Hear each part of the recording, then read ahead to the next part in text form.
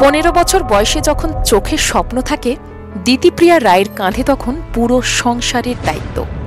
বাবা মারণ রোগে আক্রান্ত, দরকার লক্ষ লক্ষ টাকা। স্কুল ব্যাগের জায়গায় ক্যামেরা আর লাইটের চাপ। পর্দায় মানুষ তাকে দেখলেই বলতো রানী রাসমণি। শুটিং ছাড়া সময় কাটে শুধু বাড়িতে। নিজের পরিশ্রমের টাকা দিয়ে বাবাকে সুস্থ করেছেন। সেই ছোট্ট মেয়ে যে মাত্র 5 বছর বয়সে প্রথম শুনেছিল রোল, ক্যামেরা আর অ্যাকশন। দুর্গা, অপরাজিতা, তোমায় আমায় মিলে, অসংখ্য সিরিয়াল। কিন্তু আসল ব্রেক 2017 করুণাময়ী রানী রাসমণিতে। শিশু শিল্পী থেকে এখন নায়িকা, তারকা হলেও পড়াশোনায় 10-এ 10। 2018-তে মাধ্যমিক এবং 2020-তে উচ্চ মাধ্যমিকে ভালো ফল, তারপর মাস্টার্স কমপ্লিট। বয়স প্রায় 24। সবাই তো চেনে সফলতা, কিন্তু দিতিপ্রিয়ার ভাঙা মন কজন দেখেছে? প্রেম ভেঙে গিয়েছিল, দাঁড়িয়েছিলেন একা।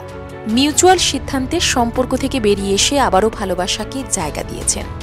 প্রেমিক ফুটবলার শমিক মিত্র।